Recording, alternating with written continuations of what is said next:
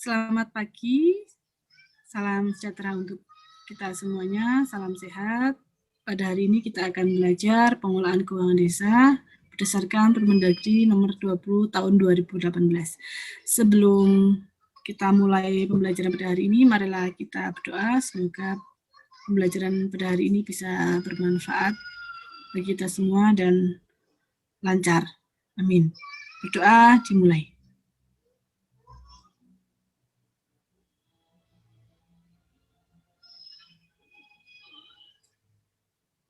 Ya, selesai.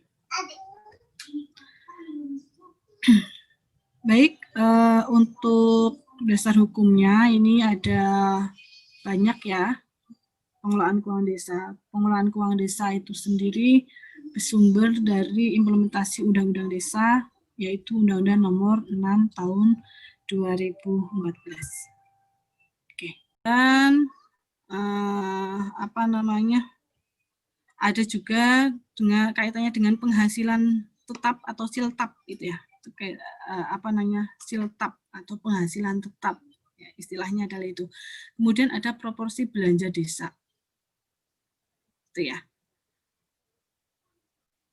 Itu bisa nanti teman-teman mahasiswa teliti. Bisa juga dengan kaitannya dengan jaminan kesehatan desa, ya, jaminan kesehatan yang ada di desa. Karena sekarang itu setiap desa ya BPJS Kesehatan dan BPJS Ketenagakerjaan ini sudah melakukan sosialisasi ke desa-desa kaitannya dengan pembuatan BPJS Kesehatan dan Ketenagakerjaan, ya, baik itu bagi perangkat desa maupun bagi masyarakat desa, sehingga nanti bisa meningkatkan kesadaran masyarakat desa akan pentingnya, ya, akan kepentingan jaminan terhadap individu sendiri yang ada di desa, seperti itu. Karena memang selama ini mereka kalau kaitannya dengan BPJS asuransi itu sangat rendah gitu ya. Gitu. Kemudian bisa juga nanti kaitannya dengan aplikasinya ya, sistem keuangan desanya. Ya. Jadi sekarang ya memang mulai tahun 2015 itu ya pelaksanaan pengelolaan keuangan desa dibantu dengan alat yang namanya sistem informasi aplikasi sistem informasi keuangan desa atau Siskiodes, seperti itu. Ini topik-topik yang bisa diteliti, bisa nanti dibuat di metodologi penelitiannya ya, di mata kuliah metodologi penelitiannya. Itu selanjutnya ini permasalahannya ya, permasalahan implementasi pengelolaan keuangan desa. Jadi bukan tidak ada masalah, ya, akan tetapi memang di desa itu masih terus belajar ya, masih terus belajar, mulai dari peningkatan skillnya, kemudian peningkatan sumber daya masyarakat desanya, sumber daya manusia desanya, itu untuk bisa melakukan pengelolaan keuangan desa dengan baik dan benar sesuai dengan peraturan yang berlaku. Nah, permasalahan yang ada, yang pertama ini biasanya kaitannya dengan perencanaan pembangunan desa atau yang namanya adalah RKPDes, Perencanaan Pembangunan Desa dan Anggaran Desa APBDes ya. Dalam menyusunnya itu ya, dalam menyusunnya. Ya. Oleh karena itu di sini dari Kementerian Desa itu ada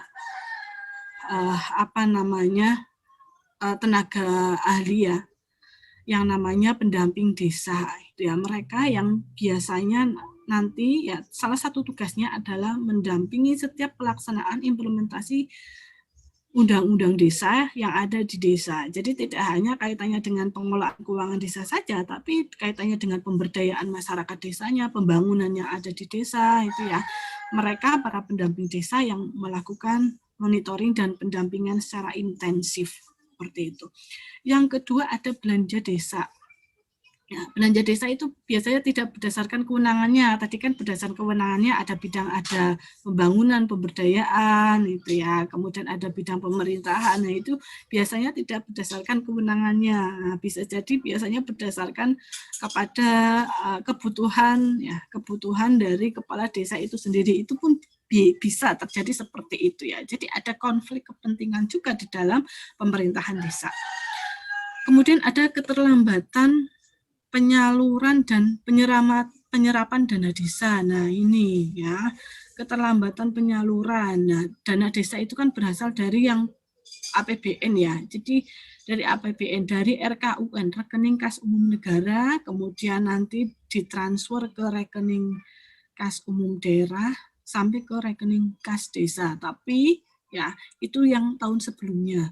Nah, mulai tahun 2020 itu langsung masuk ke rekening kas desa. Karena ternyata kalau kita pelaksanaan transfernya itu berlapis, ini sangat terjadi keterlambatan penyaluran dan penyerapan. Apalagi kita tahu ya SDM desa itu kita masih banyak sekali harus berbenah, ditingkatkan kualitasnya seperti itu.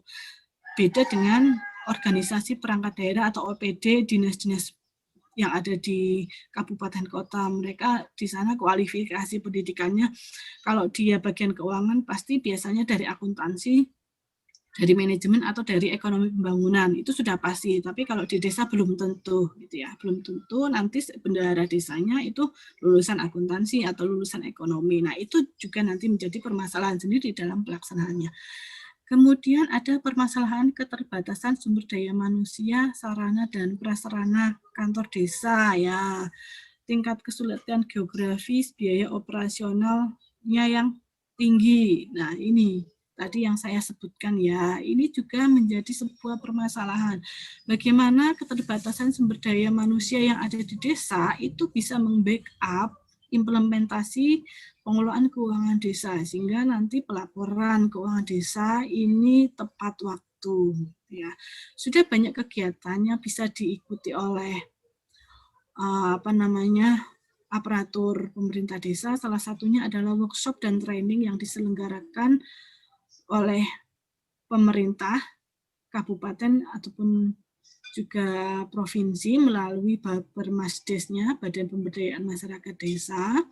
Bisa juga kita menggandeng dengan perguruan tinggi ya. Kalau kami biasanya di jurusan pendidikan ekonomi, ya dosen-dosen pendidikan akuntansi khususnya itu melakukan pendampingan terhadap pengelolaan keuangan desa di desa, salah satu desa gitu ya. Jadi lebih intensif. Kita di sana konsultasi kegiatannya apa saja, kemudian hal-hal yang menjadi kendala, kemudian pelaksanaannya bagaimana, baiknya sesuai ketentuan. Nah, itu biasanya kami bisa masuk ke sana dalam tridharma perguruan tinggi. Seperti itu. Prasarana kantor desa. Ya, tapi kalau di sini kita lihat gitu ya, sekarang kantor-kantor desa itu sudah bagus ya, tidak lagi sama dengan dulu ketika saya kecil itu ya, kantornya kumuh, kotor gitu ya. Kalau sekarang itu sudah bagus, sudah lantainya aja ludah keramik gitu ya, kemudian WC-nya pun bagus gitu ya, ada yang WC klosetnya itu duduk gitu ya. Nah, ada tamannya juga ya, ada tempat parkirnya juga. Kalau dulu itu tidak gitu ya, sejak adanya tadi undang-undang desa, kemudian ada dana desa, ini semakin bagus lagi sarana dan prasaranya. Kemudian tingkat kesulitan geografis. Nah, kalau tadi Pak Mas Taprihanto itu Wonosobo, dari saya Purbalingga ya, sama itu ya. Jadi pegunungan itu geografisnya pun ya itu bisa menjadi penghambat kita dalam melakukan sebuah pembangunan ya. 4 go. Ya, silahkan.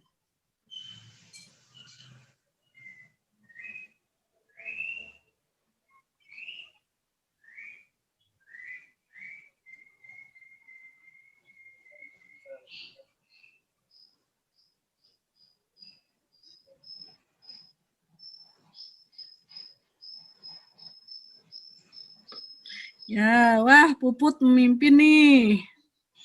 Hairunisa, bagus. Silky.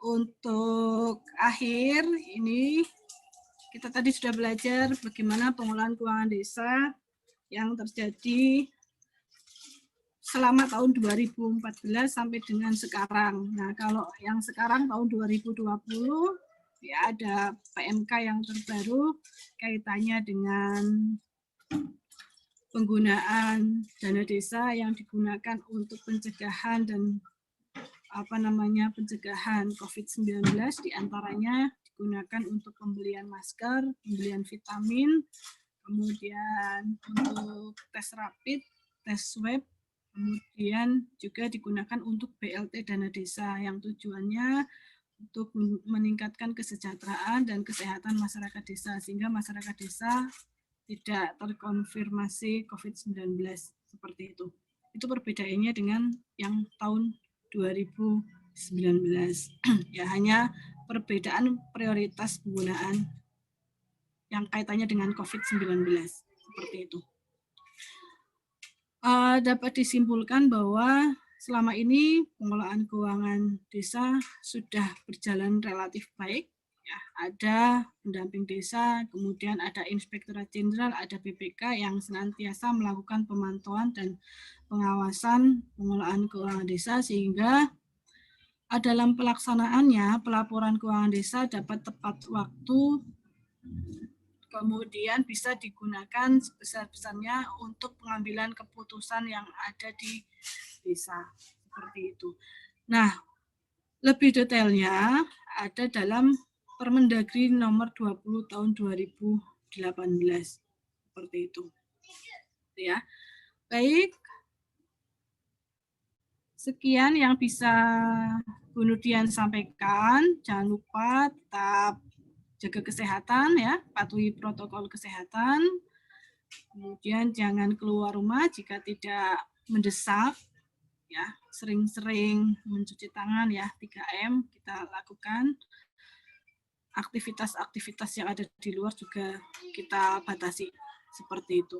Semoga materi hari ini bisa bermanfaat untuk kita semua. Kemudian untuk pertemuan selanjutnya nanti kita akan membahas lebih detail mengenai sistem keuangan desa ya dan pengenalan sistem aplikasi keuangan desa ya, SISQDes. Nanti akan Ibu sampaikan pengenalannya saja. Untuk prakteknya lebih lanjut akan ada di praktikum akuntansi sektor publik ya, ada mata kuliahnya tersendiri.